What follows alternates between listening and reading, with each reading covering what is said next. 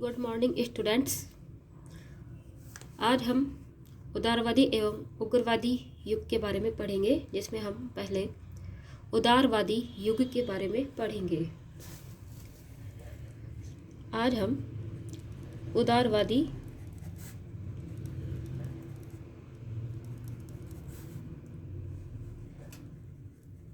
युग के बारे में पढ़ेंगे। यह सन 1885 से 1904 या 5 तक रहा था। अर्थात भारतीय राष्ट्रीय कांग्रेस की स्थापना 1885 में हुई थी। उसी सन 1885 से 1905 तक भारतीय राष्ट्रीय कांग्रेस पर उदारवादी कहे जाने वाले नेताओं का वर्चस्व था। इन्हें उदारवादी या नरमपंथी कहा जाता था। इन नेताओं को या इनकी विचारधारा को उदारवादी या नरमपंथी इसलिए कहा जाता था क्योंकि इनका लक्ष्य ब्रिटिश सरकार के प्रति निष्ठा व्यक्त करना तथा अपनी मांगों को प्रतिवेदनों, भाषणों और लेखों के माध्यम से सरकार के सम्मुख प्रस्तुत करना था। अर्थात उदारवादी काल में उदारवादी नेता ब्रिटिश सरकार की न्यायप्रियता में पूरा विश्वास रखते थे। इसी कारण से उन्हें लगता था कि ब्रिटिश सरकार को मांगों, प्रतिवेदनों, भाषणों और लेखों के माध्यम से सरकार के सम्मुख रखने पर वे इन्हें पूरा कर देंगे। नरमपंथी या उदारवादी कहे जाने वाले प्रमुख नेताओं में थे दादा भाई नौरोजी,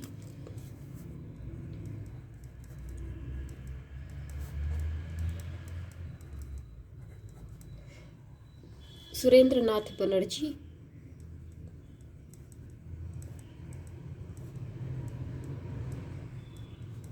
गोपाल कृष्ण गोखले, फिरोज शाह मेहता, मदन मोहन मालवीय, दीनशाह बाचा आदि। कांग्रेस के उदारवादी नेता संवैधानिक तरीकों द्वारा भारत की स्वतंत्रता प्राप्त करना चाहते थे। इनका विश्वास उग्रवादी तरीकों में नहीं था और ये संवैधानिक शांतिपूर्ण तरीकों से भारत की स्वतंत्रता प्राप्त करना चाहते थे। इसीलिए इन्होंने संवैधानिक तरीकों से ही सरकार के सामने अपनी मांगे रखी, जिनमें वे सरकार के सम्मुख प्रार्थना पत्र, प्रतिवेदन, स्मरण पत्र और शिष्टमंडल के द्वारा सरकार के सम्मुख अपनी मांगे रखा करते थे।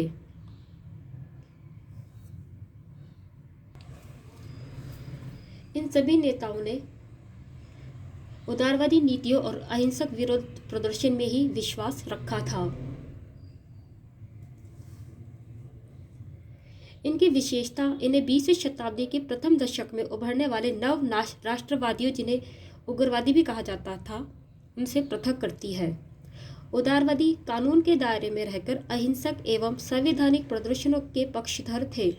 यद्यपि उदारवादियों की यह नीति अपेक्षाकृत धीमी थी, किंतु इससे क्रमबद्ध राजनीतिक विकास की प्रक्रिया प्रारंभ हुई। उदारवादियों का मत था कि अंग्रेज भारतीयों को शिक्षित बनाना चाहते हैं तथा वे भारतीयों की वास्तविक समस्याओं से बेखबर नहीं हैं। अतः यदि सर्वसम्मति से सभी देशवासी प्रार्थना पत्र, याचिकाओं, सभाओं इत्यादि के माध्यम से सरकार से अनुरोध करें तो सरकार धीरे धीरे उनकी मांग स्वीकार कर लेगी।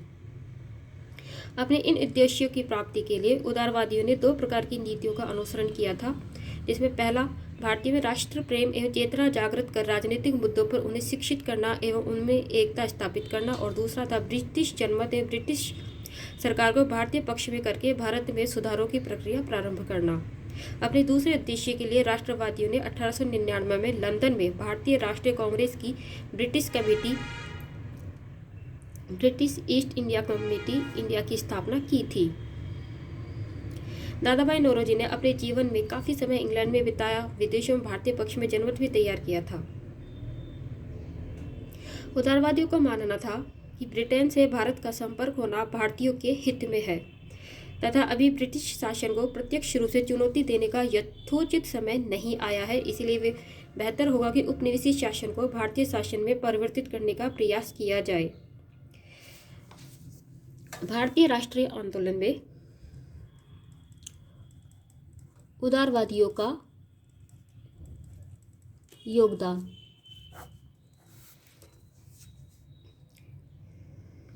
ब्रिटिश साम्राज्यवाद की जो आर्थिक नीतियां थी, उनका उदारवादी आलोचना करते थे।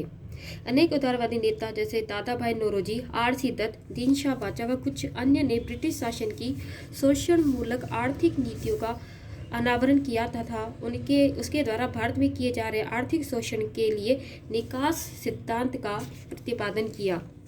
इन्होंने स्पष्ट किया कि ब्रिटिश साम्राज्य की नीतियों का परिणाम भारत को निर्धन बनाना है।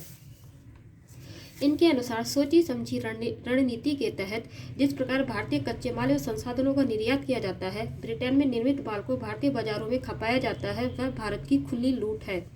इस प्रकार इन उदारवादियों ने अपने प्रयासों से एक ऐसा सशक्त भारतीय जनमत तैयार किया जिसका मानना था कि भारत की गरीबी एवं आर्थिक पिछड़ेपन का कारण यही उपनिवेशी शासन है। इन्होंने यह भी बताया कि भारत में पदस्थ अंग्रेज अधिकारी एवं कर्मचारी वेतन एवं अन्य उपहारों के रूप में भारतीय धन का काफ़ी बड़ा हिस्सा ब्रिटेन भेजते हैं, जिसे भारतीय धन का तेजी से इंग्लैंड की ओर प्रवाह हो रहा है। इसे निकास सिद्धांत भी कहते हैं। इन्हीं के विचार से प्रभावित होकर सभी उदारवादियों ने एक स्वर में सरकार से भारत की गरीबी दूर करने के लिए दो प्रमुख उपाय बताए। पहला था कि भारत में आधुनिक उद्योगों का तेजी से विकास तथा संरक्षण किया जाए और दूसरा था भारतीय उद्योगों को बढ़ावा देने के लिए स्वदेशी वस्तुओं का प्रयोग एवं विदेशी वस्तुओं का बहिष्कार किया जाए। इसके अतिरिक्त उन्होंने भू राजस्व में कमी करने, नमक कर का उन्मूलन करने, बागान श्रमिकों की दशा सुधारने, सैन्य खर्च में कटौती करने की भी मांग की थी। इसके अलावा व्यवस्थापिका संबंधी जो योगदान था उसमें भी संवैधानिक सुधारों की मांग उदारवादियों ने की। 1920 तक भारत में व्यवस्थापिकाओं को कोई वास्तविक प्रशासनिक अधिकार प्राप्त नहीं था। सर्वप्रथम 1861 के भारत परिषद अधिनियम द्वारा इस दिशा में कुछ कदम उठाए गए थे। इस अधिनियम द्वारा केंद्रीय विधान परिषद का विस्तार किया गया और इसमें गवर्नर जनरल और उसकी काउंसिलिंग के सदस्यों के अतिरिक्त 6 से 12 तक अतिरिक्त सदस्यों की व्यवस्था की गई। केंद्रीय विधान परिषद भारत के किसी भी विषय पर कानून बना सकती थी, लेकिन इस परिषद में भारतीय सदस्यों की संख्या अत्यंत अल्प थी। 1862 से 1892 के मध्य 30 वर्षों की अवधि में केवल 45 भारतीय ही इस परिषद के सदस्य बन सके, जिनमें अधिकांश धनी, प्रभावशाली एवं अंग्रेजों के भक्त थे। नाममात्र के बौद्धिक व्यक्तियों और प्रख्यात लोगों को इसमें सदस्यता मिली थी। इस प्रकार 1861 के एक्ट ने ब्रिटिश सरकार भारत में केंद्रीय स्तर पर एक छोटी सी विधानसभा को जन्म दे दिया था। 1885 से 1892 के मध्य राष्ट्रवादियों के संवैधानिक सुधारों की मांगे ये थी कि वे परिषदों का विस्तार एवं इनमें भारतीयों की भागीदारी बढ़ाना चाहते थे और परिषदों में वो सुधार चाहते थे। प्रारंभिक राष्ट्रवादियों ने लोकतांत्रिक स्वशासन हेतु लंबी कार्य योजना बनाई थी। इनकी संवैधानिक सुधारों की मांग की सफलता तब मिली जब ब्रिटिश सरकार ने 1892 का भारतीय परिषद अधिनियम बनाया था, किंतु अधूरे संवैधानिक सुधारों से कांग्रेस संतुष्ट नहीं हुई और अपने वार्षिक अधिवेशनों में उन्होंने सुधारों की जमकर आलोचना की।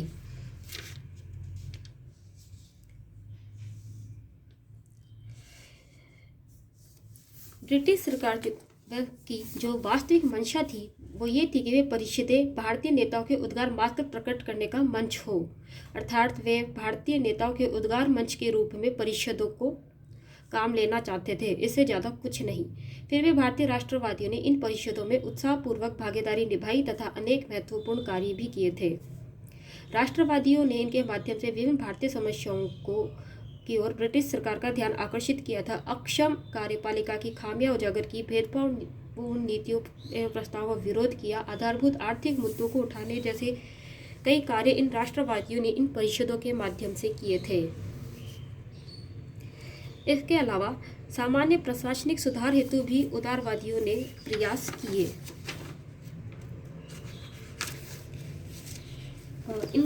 इनकी मांगे थी कि सरकारी सेवाओं के भारतीयकरण किया जाए। इसका आधार आर्थिक हो, क्योंकि विभिन्न प्रशासनिक पदों पर अंग्रेजों की नियुक्ति से देश में भारी आर्थिक बोझ पड़ता है, जबकि भारतीयों की नियुक्ति से आर्थिक बोझ में कमी होगी। साथ ही अंग्रेज अधिकारियों कर्मचारी को जो वेतन भत्ते मिलते हैं वे उसका काफ़ी बड़ा हिस्सा इंग्लैंड भेज देते हैं। इससे भारतीय धन का निकास होता है। इसके अलावा इनकी मांग थी कि न्यायपालिका को कार्यपालिका से पृथक कर दिया जाए। पक्षपातपूर्ण, भ्रष्ट नौकरशाही तथा लंबी और खर्चीली न्यायिक प्रणाली की भी इन्होंने भर्त्सना की थी। ब्रिटिश सरकार की आक्रामक विदेश नीति का भी इन्होंने आलोचना की। विभिन्न कल्याणकारी मदों पर इन्हें व्यय करने की इन्होंने मांग की थी। भारत के बाहर जो अन्य ब्रिटिश उपनिवेशों में कार्यरत भारतीय मजदूर हैं उनकी दशा सुधारने की मांग उदारवादियों ने की थी। दीवानी अधिकारों की सुरक्षा पर भी इन्होंने अपने मुद्दे रखे थे, जिसके अंतर्गत विचारों की अभिव्यक्ति करने की स्वतंत्रता, संगठन बनाने एवं प्रेस की स्वतंत्रता तथा भाषण की स्वतंत्रता के मुद्दे इसमें सम्मिलित थे। भारतीय जनमानस को प्रभावित करने में उदारवादियों ने सफलता प्राप्त की थी। इसके परिणाम स्वरूप शीघ्र ही दीवानी अधिकारों की सुरक्षा का मुद्दा राष्ट्रीय स्वतंत्रता आंदोलन का अभिन्न हिस्सा भी बन गया था। उदारवादियों के इन कार्यों से भारतीयों में चेतना जागृत हुई थी।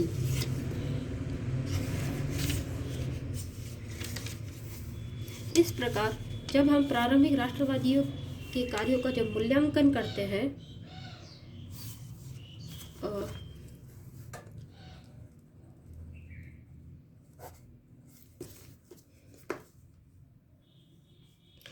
तो कुछ आलोचक हैं जो कहते हैं कि भारतीय राष्ट्रीय कांग्रेस में नरमपंथियों का नाम मात्र का योगदान था, इसीलिए अपने इस चरण में वे अपने कोई ठोस उपलब्धि हासिल नहीं कर सके। लेकिन इन आलोचकों का दावा यह रहा कि प्रारंभिक चरण में कांग्रेस शिक्षित मध्यम वर्ग अथवा भारतीय उद्योगपतियों का ही प्रतिनिधित्व करती थी और उनकी अनुनय विनय की नीति को आंशिक सफलता ही मिली। लेकिन फिर भी नरमपंथियों की कुछ उपलब्धियां थी जिन्हें हम नज़रअंदाज नहीं कर सकते, जिनमें था उन्होंने तत्कालीन भारतीय समाज का नेतृत्व किया था। साझा हित के सिद्धांतों पर आम सहमति बनाने एवं जागृति लाने में वे काफ़ी हद तक सफल रहे थे। उन्होंने लोगों को राजनीतिक कार्यों में दक्ष किया, आधुनिक विचारों को लोकप्रिय बनाया। आर्थिक शोषण की नीति को उन्होंने ही उजागर किया था। नरमपंथियों को राजनीतिक कार्य दृढ़ विश्वासों पर अवलंबित थे, उथली भावनाओं पर नहीं थे। उन्होंने इस सच्चाई को सार्वजनिक किया कि भारत का शासन भारतीयों के द्वारा उनके हित में ही है। उन्हीं के प्रयासों से विदेशों में, विशेषकर इंग्लैंड में, भारतीय पक्ष को समर्थन मिला। उन्होंने भारतीयों में राष्ट्रवाद एवं लोकतांत्रिक विचारों एवं प्रतिनिधि संस्थाओं के विचारों को लोकप्रिय बनाया। धन्यवाद।